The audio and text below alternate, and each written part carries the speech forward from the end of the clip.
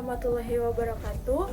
Saya Sandra Setiawati dengan NIM 104061103. Di sini saya akan menganalisis kasus malpraktik yaitu bocah 10 tahun tewas saat dirawat di Puskesmas Sindang Barang, Cianjur. Kronologisnya yaitu pada tanggal 21 April 2024, seorang anak berusia 10 tahun berinisial Dan dibawa ke Puskesmas Sindang Barang oleh orang tuanya. Dan ketika tiba di puskesmas tersebut, Dan langsung diberikan cairan suntikan oleh seorang perawat. Dan saat itu juga keadaan Dan mulai membaik. Mendengar keadaan Dan yang mulai membaik, kedua orang tuanya akan membawa Dan pulang ke rumahnya.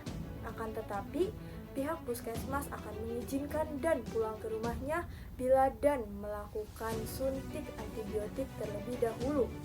Dan tak lama dari itu, keluarga Dan menyetujuinya dan langsung menyuntikkan obat antibiotik oleh perawat kepada Dan.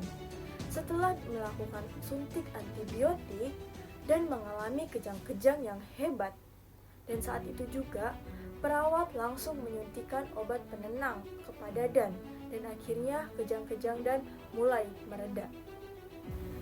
Setelah kejang-kejang Dan mulai mereda, perawat menyuntikkan antibiotik yang kedua kalinya kepada pasien Dan tak lama setelah itu, kondisi Dan mulai memburuk. Dan akhirnya Dan mengalami koma. Dan tak lama setelah koma, akhirnya Dan meninggal dunia. Kasus tersebut termasuk dalam kasus malpraktik seorang perawat, yaitu karena kelalaiannya, dan perawat tersebut langsung dituntut oleh keluarga pasiennya. Kenapa ya hal ini bisa terjadi? Baik, jadi kematian seorang Dan itu bisa terjadi karena kelalaian seorang perawat. Perawat itu melakukan kesalahannya atau melakukan malpraktiknya, yaitu yang pertama, kesalahan mendiagnosis. Jika perawat salah dalam memberikan diagnosis keperawatan, maka proses keperawatan yang selanjutnya juga akan berakibat fatal dan mengalami kematian. Kesalahan yang kedua yaitu resistensi terhadap obat, di mana tadi itu si perawat melakukan suntik antibiotik terhadap pasien sebanyak 2 kali dan respon pasiennya itu mengalami kejang-kejang.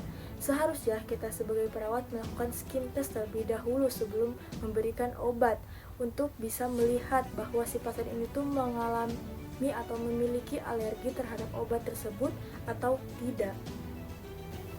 Dapat kita simpulkan bahwa kasus ini termasuk ke dalam malpraktik human error yang dimana terdapat kelalaian seorang perawat dalam melakukan diagnosa keperawatan sehingga mengakibatkan pasien mengalami kematian. Penanganan dari kasus ini yaitu perawat yang terlibat dikeluarkan dari Puskesmas Sindang Barang Cianjur dan lisensinya telah dicabut, dan kemudian juga pihak dari Puskesmas Sindang Barang Cianjur hanya meminta maaf kepada keluarga korban.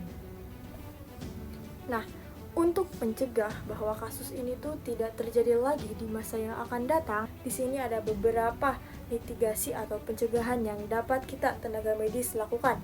Itu yang pertama, pelatihan berkelanjutan untuk staf medis.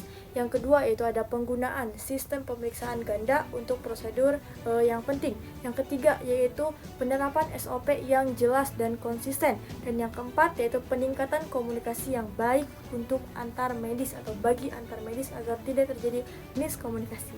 Baik, itu dia kasus malpraktik yang dapat saya sampaikan. Saya Sandra Setiawati, pamit undur diri. Saya ucapkan terima kasih. Wassalamualaikum warahmatullahi wabarakatuh.